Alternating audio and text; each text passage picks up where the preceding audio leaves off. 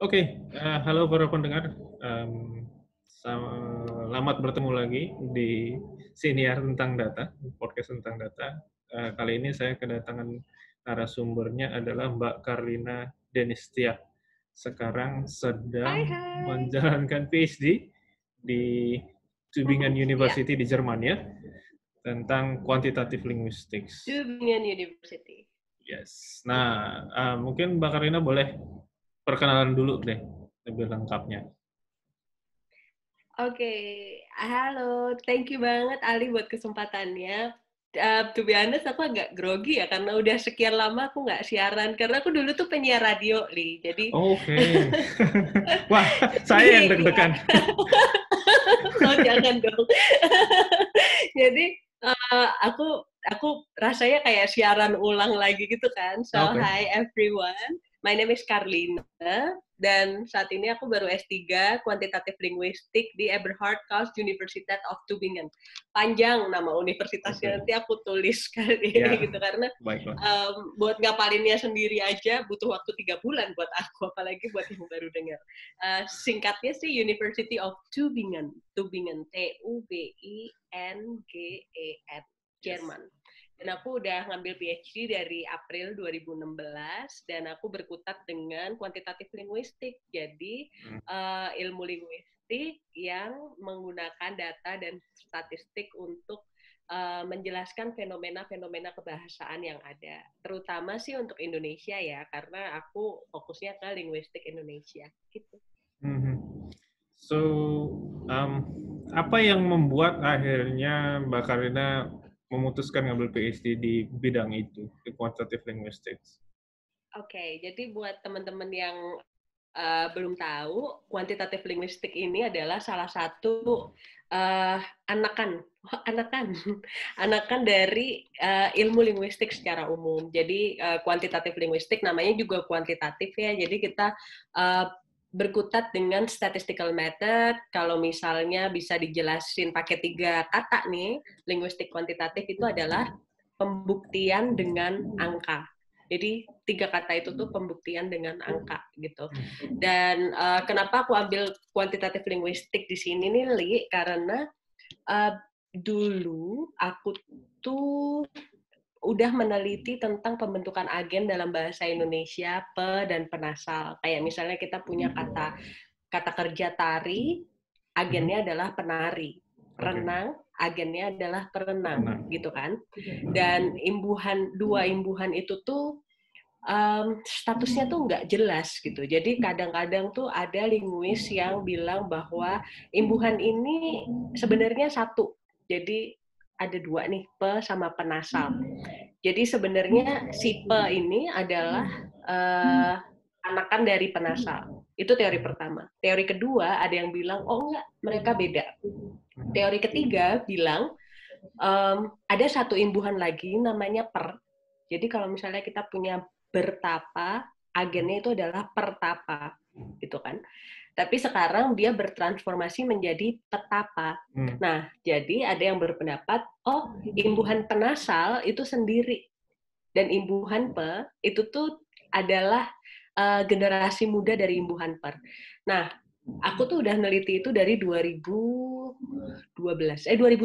kalau nggak salah. Dan selama 3 tahun aku meneliti untuk tesisku, waktu itu aku masih S2 ya, itu aku tidak menemukan jawaban dari perdebatan itu gitu. Dan perdebatan-perdebatan yang ada tuh lebih menggunakan pendekatan kualitatif. Pendekatan kualitatif itu Oke. kayak pakai teori, contoh kalimat, contoh kasus. Ya. Jadi kualitatif banget lah metodenya. Gitu. Hmm. Dan dari situ aku kayak aware bahwa lah kalau aku melakukan pendekatan kualitatif lagi untuk nyemplung di perdebatan ini, kayaknya sih kemungkinan kecil untuk aku bisa dapat jawaban apa hubungan antara imbuhan pe sama penasal ini gitu. Ya. Jadi aku bikin riset proposal untuk apply ke Jerman untuk menggunakan pendekatan kuantitatif gitu. Oke. Menarik sekali. yang tadi juga sempat disebutkan tentang kenapa? Tapi kalau misalnya kamu kurang ngerti, ini loh, tanyain loh. Maksudnya Iya, kalau iya. penjelasanku kurang bisa dipahamin awam gitu, I think harusnya sih simple. Tapi kalau kurang simple, diinterap aja ya, Li ya. Iya, iya, iya. Oke, oke. Ya. Nah, yang saya mau nanya dulu sebelum mungkin nanti kita Uh-uh. akan balik lagi ke sana. Gimana prosesnya sebagai orang sastra, orang linguistik, terus Uh-uh. tiba-tiba dihadapi dengan statistik lagi gitu. Angka-angka kan Oke. biasanya kualitatif, tiba-tiba jadi kuantitatif, terus ya apa yang terjadi? Iya, itu cukup tough sih buat aku. Jadi sebenarnya tuh honest, teman-teman, aku tuh S1-nya sastra Inggris, S2-nya tuh linguistik gitu kan. Dan aku tuh sengaja masuk di bahasa biar nggak ketemu matematika. Kenyataan berkata lain, saudara-saudara. Kenyataannya S3 aku diterima di kuantitatif linguistik yang jelas harus berurusan sama rumus, angka, statistik, kalkulasi, p-value, probability, which I don't have any idea what they were gitu. Itu kayak yang oh my god, waktu pas aku pertama kali masuk di meeting group ya Li, aku tuh ngerasa mereka ngomong bahasa alien lo, aku nggak ngerti. Aku kayak ini ngomong apa ya gitu. So telling you the truth, what I felt di tahun pertama, ya paling nggak di 6 bulan awal lah, itu cukup depres karena susah ya, Li ya. Maksudnya hal yang tadinya kamu hindari dari SMA gitu, terus ternyata ketemu di depan mata dan matematika itulah yang menentukan kamu bakal lulus PhD atau enggak. Itu tuh kan kayak agak berat diterima hati gitu. Nah, the thing is, habis itu terus aku sharing kan sama supervisor aku. Aku nggak ngerti tuh sama sekali tentang statistical method, tentang pemerolehan data, tentang data scientist, cara ngaplikasiin kalkulasi ke data kita tuh kayak apa. Ya udah terus aku bilang ke supervisorku, aku bilang, Prof, aku tuh takut ya nanti kalau pas sidang disertasi bakal ditanyain tentang rumus ini itu karena aku sebenarnya nggak paham sama rumus-rumusnya gitu. Terus profesor tuh bilang cukup menenangkan sih, maksudnya dia bilang we are here for you, we support each other gitu. Dan ini kan baru di bulan-bulan awal. Mungkin yang sekarang kamu rasain akan berubah nanti di tahun kedua atau di tahun ketiga atau di tahun keempat gitu. Dan jangan jadikan perasaan ini tuh permanen. Every feeling is always temporary. Dia bilang gitu kan. Terus ya oke, but how can I get over it gitu. Aku nanya gitu. Terus ya dia bilang oke, keep this in mind. Jadi apa yang dia bilang tuh adalah kita tuh pemakai linguis seperti kita, seperti saya dan riset group itu tuh pemakai statistical method gitu. The way how people should understand what is behind the statistical method, what is behind the formula itu adalah statistician. Itu bukan tanggung jawab kita sebagai linguis gitu. Yang penting dari kita perlu tahu karakter dari data. Terus kita review metode statistik apa yang cocok untuk diaplikasiin ke data kita, analisis mana yang cocok, apakah analisis statistiknya bisa diinterpretasikan dengan baik, dan kita juga perlu menjustifikasi kenapa kita pakai metode statistik A dan bukan B atau C atau D. That's it. Formula-formula, perhitungan, rumus-rumus, dan lain-lain. If you could know and understand that, that would be great. But it's not our responsibility untuk memahami itu semua gitu. Because we are the user, kita linguis kita pakai gitu. Jadi ya dari situ sih aku kayak yang ada harapan ya saudara-saudara. Sepertinya untuk saya yang nggak suka matematika ini bisa bertahan dan lulus di bidang ini. Jadi hang on. Jadi ya udah aku terusin aja gitu. Mantap, mantap. Nah, terus kan sekarang udah berarti tahun keempat ya PhD-nya ya Mbak Kalina ya. Sudah berbeda, ada dua pertanyaan. Pertama, sudah berbedakah memandang statistik sekarang? Yang kedua, kan tadi tujuan mau PhD-nya adalah supaya punya sudut pandang lain terhadap pertanyaan yang tadi ditanyakan di awal, Ya, ya kan? ya, Nah, ya. itu sudah terjawab apa belum? Oke. Kamu memandang statistik tuh kayak apa sih? Kamu memandang, kalau Ali sendiri memandang kalkulasi dan berbagai statistical method dan data science kayak gini tuh kayak apa? Emang udah tertarik dari awal, dari kecil ya kalau kamu? Saya punya love-hate relationship dengan hitung-hitungan. Baik. Jadi singkatnya adalah saya pada dasarnya emang suka matematik, suka hitung-hitungan lah gitu ya. Terus Oke. SMP saya sempat nggak masuk karena apa gitu, saya lupa gitu. Tapi kemudian nilai ujian saya jelek gitu. Saya tiba-tiba jadi nggak suka Matematika lagi. nih. Iya, matematikanya Uh-uh. jelek gitu. Kenapa jelek gitu? Terus, udahlah saya nggak suka matematika gitu. Tapi pas balik ke udah mulai SMA, balik lagi gitu. Oh ini kayaknya I can do this gitu. Kayaknya ini masih bisa. S1 matematiknya sedikit berubah karena saya di computer science. Kalau dibilang bidang ilmunya jatuhnya discrete, gitu, matematika discrete. Pas saya Itu apa balik, tuh matematika diskrit? intinya nggak banyak pakai kalkulus. Oh, oke. Definisi paling gampangnya itu.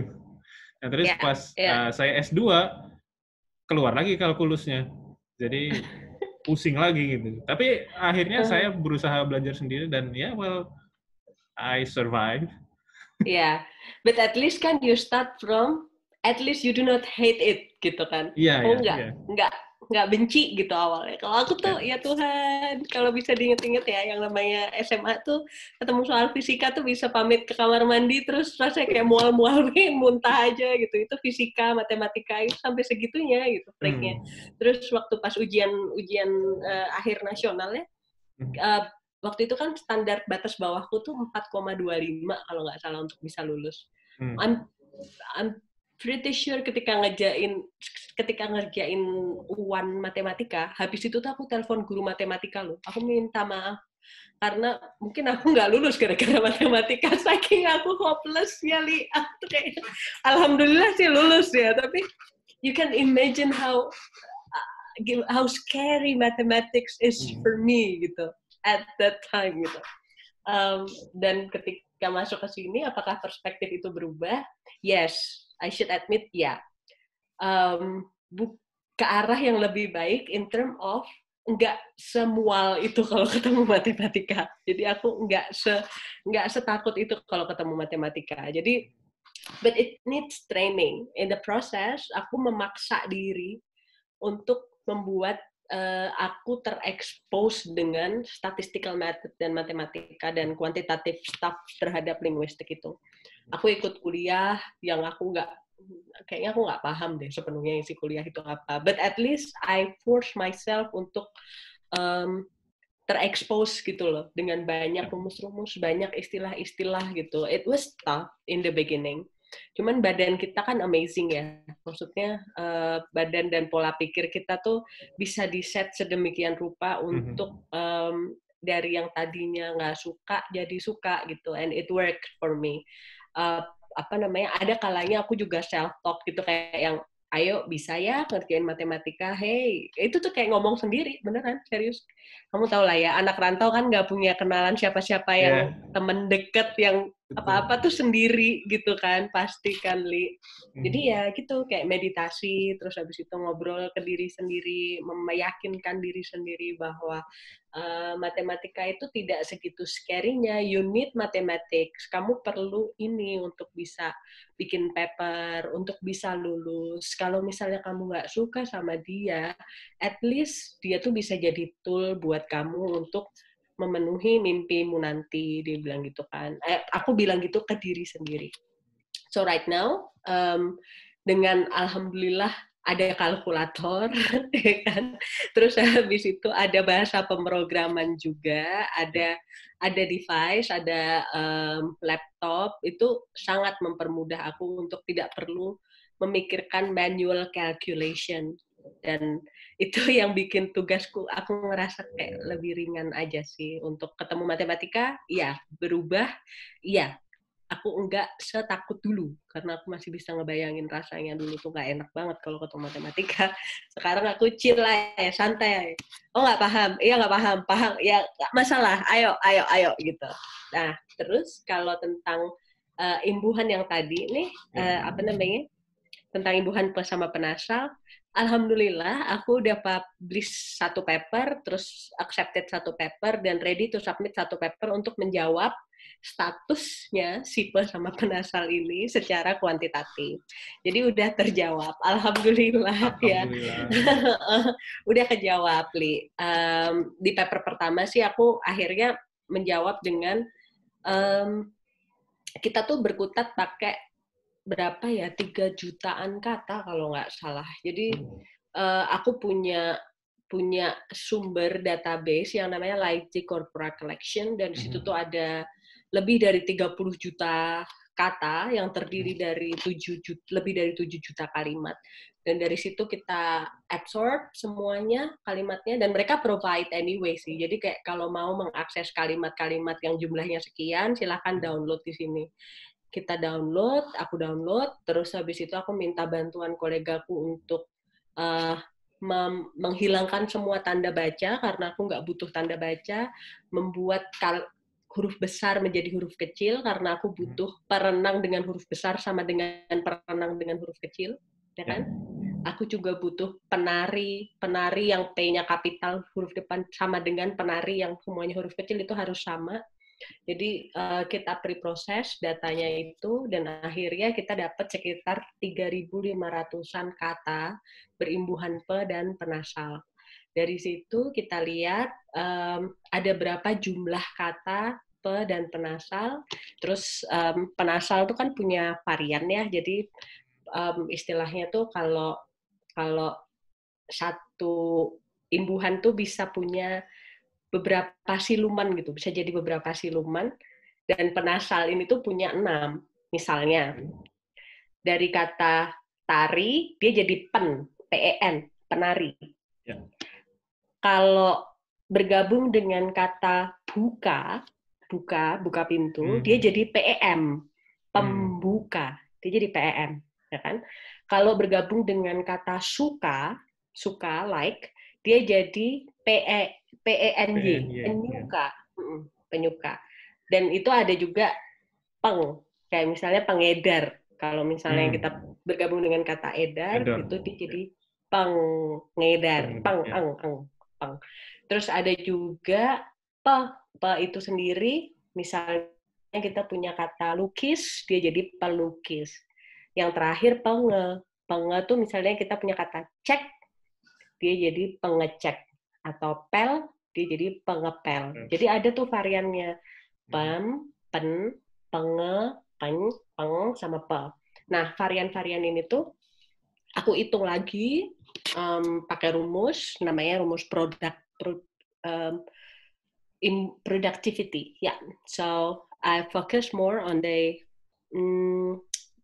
produktivitas dari imbuhan. Produktivitas itu tuh dihitung dari jumlah kata yang berimbuhan pe dan jumlah kata yang berimbuhan penasal, kita ukur rasionya, kita bandingin, terus kita cari tahu tuh apakah produktivitasnya tuh sama atau berbeda. Asumsinya kalau dua imbuhan ini tuh sama, maka produktivitasnya akan sama. Kalau dua imbuhan ini berbeda, maka produktivitasnya akan berbeda. Gitu. The thing is, we find out bahwa produktivitasnya berbeda. Dan aku bisa bilang secara statistik, produktivitas mereka berbeda. Aku bisa jelasin pakai gambar-gambar statistik dan lain sebagainya. Itu aku yakin gitu. Karena itu pakainya data, bukan pakai intuisi, dan bukan pakai jika yang udah ada di penjelasan kualitatif. Itu aku lebih yakin karena aku punya data. So in the end, it's proven. Alhamdulillah. Cool. Nah, terkait itu sedikit saya mau nanya, itu ada hubungan dengan dimensi waktunya nggak? Maksudnya produktivitas sepanjang waktu gitu, dari tahun berapa sampai tahun berapa gitu dianggap sama? Yeah, that would be great kalau ada dimensi waktunya. Tapi untuk penelitianku ini kita pakai durasi waktunya dari 2012 sampai 2016. Dan itu untuk bahasa itu masih minim banget. Itu bukan termasuk dimensi waktu. Karena kalau perubahan bahasa itu kan biasanya requiring 10 sampai 20 tahun. Yeah. Jadi itu tergolong nggak memperhitungkan dimensi waktu untuk perhitunganku. Kalau saya nangkep nih ya, ini kan mungkin Mbak Karina pernah dengar tentang Google Ngram? Yes, pernah. Jadi agak mirip kayak gitu bentuknya gitu ya. Tujuannya Bentuknya tuh kurang lebih ya. Iya, Okay. jadi kayak ada grafik yang titik-titik-titik yang di sini ada rank, terus di sini ada Yes. frequency, word frequency, ya kurang lebih kayak gitu. Cuman kalau Ngram kan dua kata yang bergabung ya. Jadi apa sih agak beda secara pre-processing datanya, tapi kurang lebih bentuknya kayak gitu. Okay. Nah, tadi kan sempat disebut butuh yang pre-processing itu, dan katanya tadi Mbak Karina minta tolong koleganya untuk mengolah itu. Artinya Mbak Karina berhubungan dengan orang dengan CS background atau pada dasarnya orang-orang linguistiknya udah familiar dengan itu atau gimana? Jadi kan aku sempat tanya, CS ini apa ya, Li? Gitu kan. Customer service. Mohon maaf, ini kayaknya di linguistik kuantitatif nggak ada customer service. Jadi CS ini maksudnya computer science ya. Ada satu orang yang menurutku sangat passionate tentang computer science. Kalau aku aku clarify dulu nih, tapi maksudnya computer science di sini itu the study of computer and computing concept atau ada definisi lain? Definisinya lebih generik sih, jadi maksudnya orang yang emang familiar sehari-harinya kerjaan dengan software engineering atau kayak pengolahan data ya kayak gitulah. So yeah. I see. Ya, berarti ya satu doang. Jadi kita dari belasan orang itu di satu riset group, satu orang yang memang dia itu IT-nya gitu. Oke. Ya. Terus itu orang Indonesia bukan atau? Bukan, orang Jerman. Orang Jerman. Oke. Dan dia ngerti banget bahasa pemrograman. Expected harusnya. Ya, aku sih cuma bisa R doang ya. Kamu bisa nggak bahasa pemrograman? Ya, Pasti bisa dong. Bisa. Kalau enggak, saya nggak bisa kerja. Oh iya. Atau nggak bisa ngajar ya, bener. bener. Bidang saya di sana masalahnya. So anyway, nah yang jadi menarik menurut saya dari topik riset ini adalah terus kenapa gitu? Apa yang jadi menarik kalau memang ini udah berhasil terjawab? Kan tadi Mbak Karina bilang sudah terjawab nih. Oh iya, ada perbedaannya. Terus apa yang bisa kita lanjutkan berikutnya riset? Atau jadi jangka pendek dan jangka panjang. Jangka pendeknya adalah riset ini kalau sudah terjawab, terus apa yang kita ketahui setelahnya gitu, apa dampaknya gitu. Nah, jangka panjangnya kalau mau dilakukan penelitian lanjutan harusnya seperti apa lagi? Oke. Jangka pendeknya, jadi ya ilmu linguistik itu kan nggak kayak IT ya yang sangat applicable, atau nggak kayak engineering yang sangat applicable. Ilmu linguistik ini tuh punya dua tipe sih buat aku, kalau aku bisa bilang. Yang pertama linguistik murni, yang kedua applied linguistik. Jadi linguistik yang bisa diaplikasikan. Linguistik murni itu yang aku jalanin sekarang. Jadi aku tuh belajar tentang pembentukan kata, imbuhan gitu kan. Kalau applied linguistik itu kayak misalnya nanti ujung-ujungnya bisa jadi voice recognition. Misalnya gitu. Itu kan awalnya dari linguistik juga, dari the way how we pronounce a word, terus habis itu the way how people comprehend the sound production gitu. That's gonna be applied linguistic. Atau another one, Google Translate, itu pasti dari linguistik dasarnya. Kalau ditanyain what is next for this pure linguistik murni, untuk jangka pendeknya ya pasti akan pengembangan lagi di ilmu linguistik murni gitu. Untuk kita bisa cross boundary ke applied linguistik itu kayaknya akan butuh waktu jangka panjang yang tadi Ali bilang gitu. Nah, kalau untuk penelitian aku, jangka pendeknya pasti metode yang sama bisa diterapkan untuk imbuhan-imbuhan yang lain. Saya loh, Indonesia tuh imbuhan-imbuhan ya kan. Ada imbuhan ada imbuhan ada imbuhan ada ke-an, itu banyak banget. Itu ladang basah. Metode yang sama bisa kita taruh di imbuhan-imbuhan yang lain, and we're gonna find out hal-hal yang menarik secara kuantitatif, secara data, yang mungkin tidak bisa tercapture kalau itu menggunakan pendekatan kualitatif. Karena kalau kualitatif kan keterbatasan data itu benar-benar jadi hambatan ya untuk penelitian kualitatif gitu. Kalau untuk jangka panjangnya, sekarang tuh aku baru ngembangin machine learning di paper terakhir ini. Agak challenging sih, Li, karena aku baru banget kan di dunia pemrograman ini. But in the end, it's kind of interesting to see a word without a morpheme. Jadi kalau linguistik bilang tuh, kalau misalnya kita belajar perenang dan berenang, itu kan kita belajarnya satu kata utuh. Kita nggak belajar pe plus renang atau ber plus renang.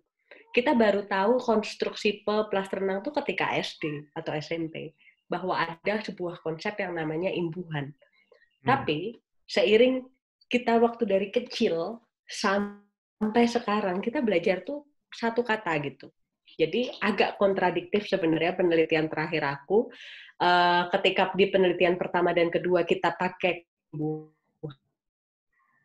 kita mau dekonstruk konsep imbuhan, bahwa kata itu tuh dipelajari utuh, bukan dari konstruksi imbuhan plus kata dasar. Dan itu kita pakai machine learning, dan machine learning-nya namanya linear discriminative analysis, dan di situ kita pakai bahasa pemrograman R. Kita memasukkan konsep, arti kata, terus si mesin tuh suruh nebak katanya apa. Jadi kalau misalnya berenang nih, itu kan artinya action plus moving plus swim. Jadi renang plus action plus moving. Kalau perenang, itu renang plus agen. Movingnya belum tentu, karena atlet kan bisa aja berdiri doang gitu. Atlet renang berdiri doang itu tetap atlet renang kan. Jadi dengan kita punya konsep berenang itu sama dengan renang plus makna dari renang plus moving plus action. Nah, kalau kita cuma kasih input si meaning-nya ini doang, mesin bisa nggak menebak kata apa yang kita maksud. Jadi kalau aku ngasih ke mesin nih, aku kasih mesin apa ya kata-kata yang dia tuh renang, action, dan moving gitu. Nah, si mesin ini bisa nggak dia bilang, dia keluar dengan output berenang gitu.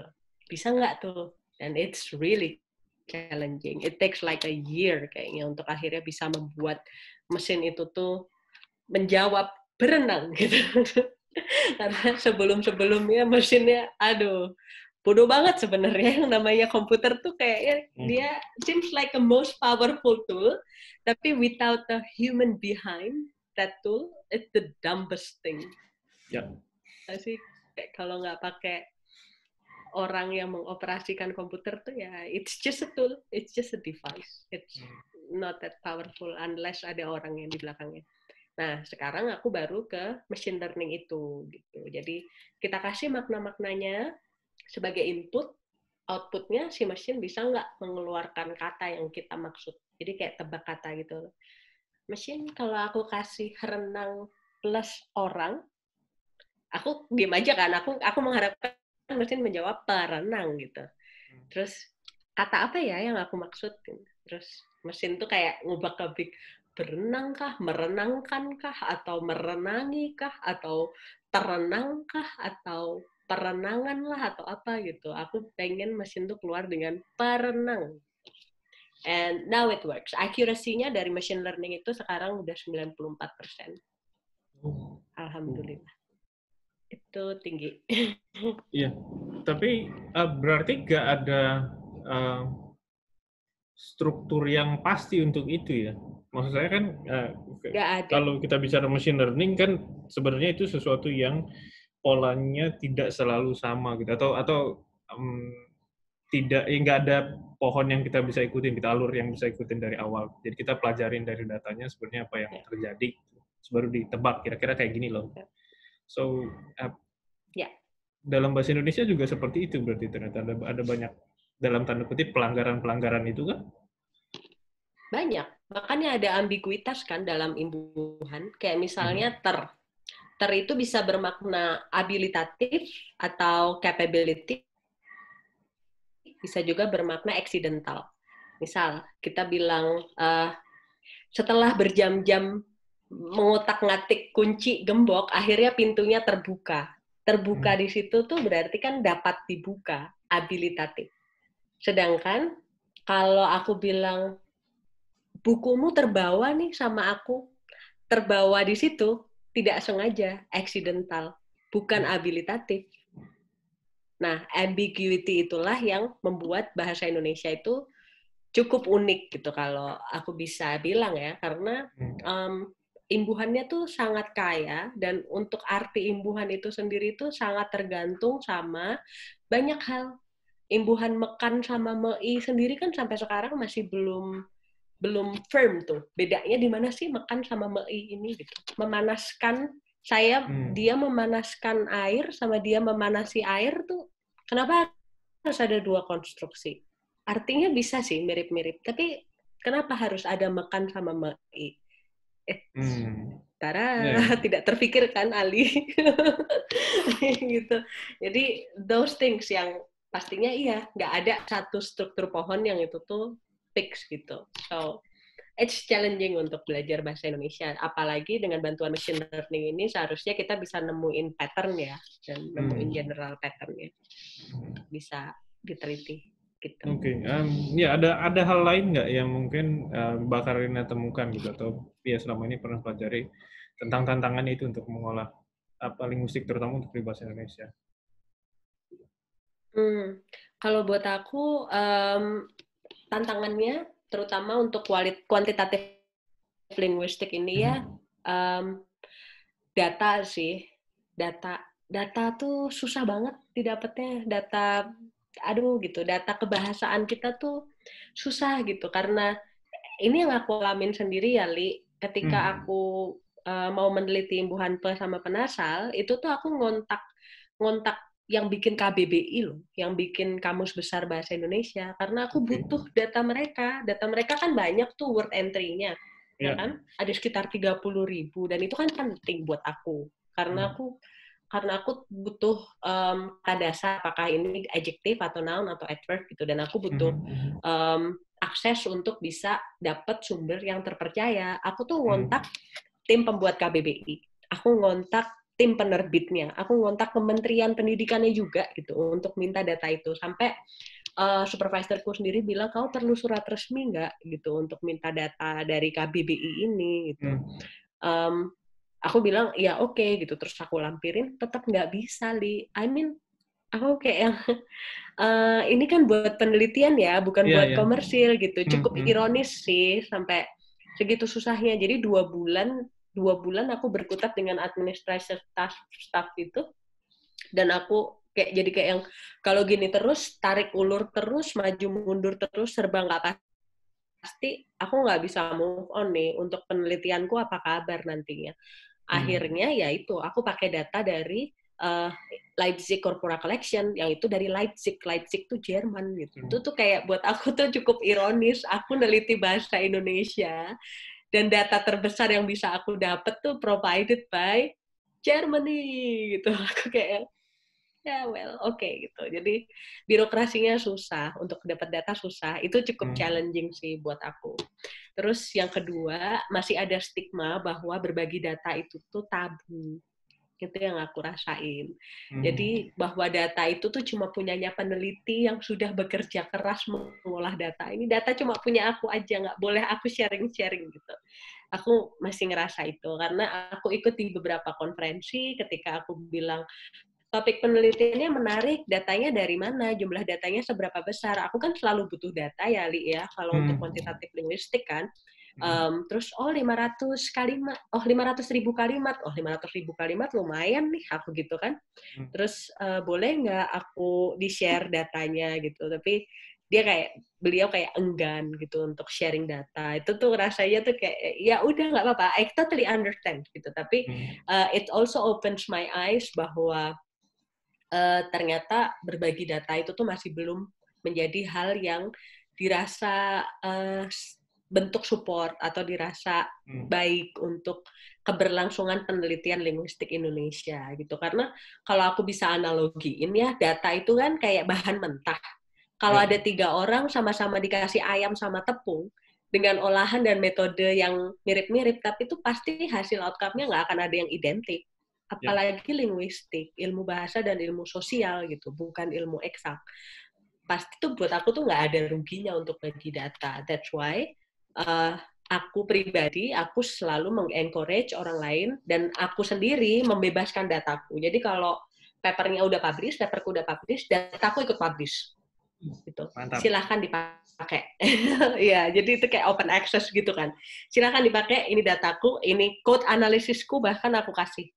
Ini code analisisku, ini code pre-processingku, datanya udah diolah, kalau mau dipakai, sok, silahkan gitu. Dan ada juga temanku namanya Gede Primahadi Wijaya Rajek dari Udayana, dia malah jadi ambasadornya Figshare. Tahu Figshare nggak?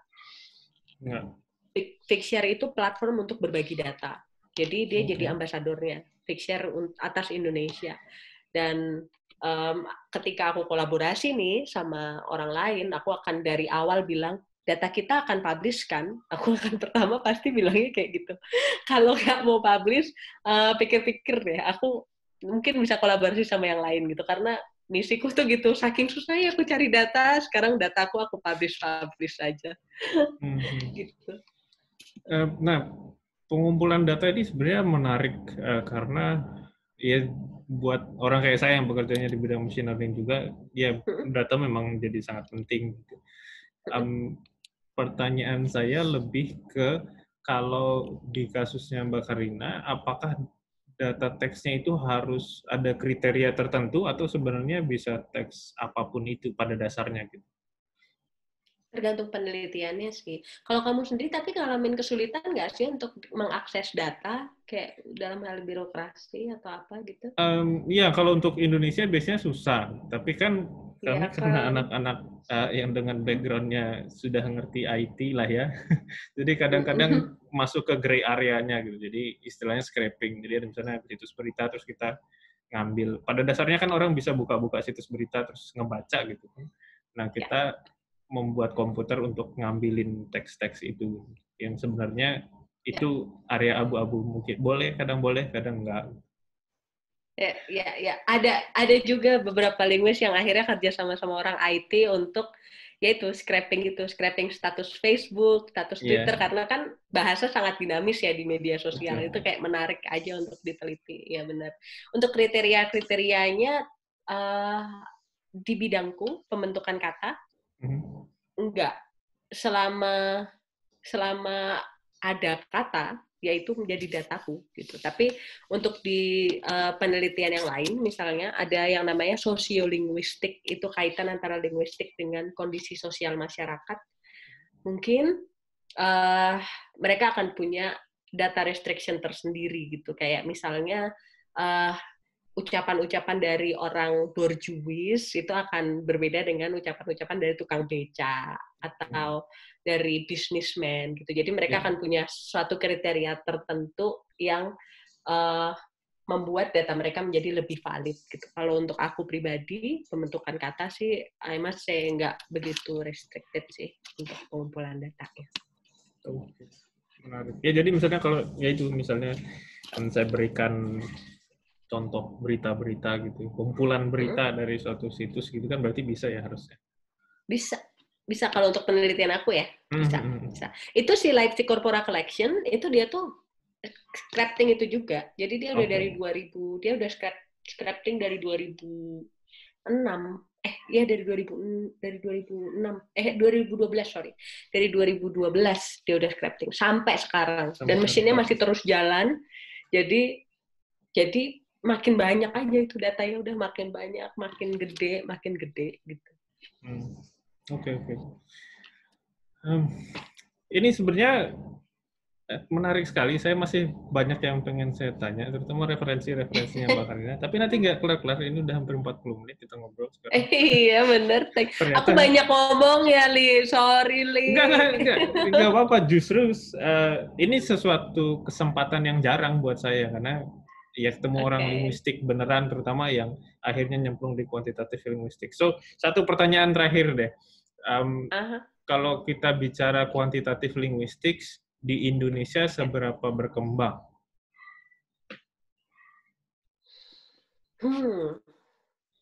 I must say, paper penelitian aku yang dengan menggunakan 3.000 data kata berimbuhan pe dan penasal itu cukup breakthrough. Jadi kalau aku bisa bilang seberapa berkembang, sudah mulai dikenal. Kebayang nggak? Jadi tahun ini korpus linguistik dan linguistik kuantitatif sudah mulai dikenal. Jadi masih embrio banget nih. Masih banyak potensi-potensi dan masih banyak celah-celah yang bisa kita ambil dari perkembangan yang masih infant banget dari kuantitatif linguistik ini. Jadi I cannot say bahwa perkembangannya buruk atau perkembangannya tidak baik. Enggak. Perkembangannya bagus, masih mulai berkembang. Masih awal banget, masih embrio banget. Gitu. Alhamdulillah berkembang kan tapi ya. Iya, bener. Dan itu jadi chance aku juga kan untuk apply ke dosen-dosen mana-mana gitu ya kan. Oke. Sip.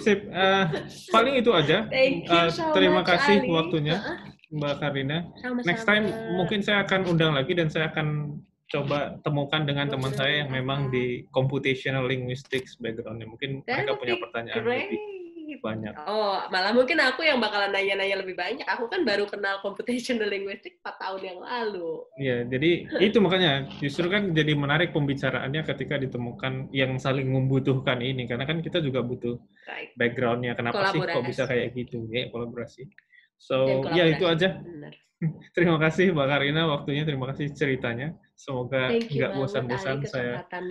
No, it's great. It was fun. Thank you so much. I enjoyed this talk, and I hope people yang dengerin bisa dapat manfaatnya juga dan bisa kebayang buat teman-teman yang background-nya mungkin linguistik, bahwa linguistik yang ada di Indonesia itu bisa berkembang menjadi linguistik kuantitatif gitu, dan bisa jadi motivasi buat mereka semoga ya. Oke. Sip. Amin. Terima kasih banyak Mbak Karina. Terima kasih juga buat yang sudah mendengarkan sejauh ini. Sudah 40 menitan. Kayaknya episode terpanjang. So, nggak apa-apa, Mbak. So, anyways, sampai jumpa di episode berikutnya ya. Ciao.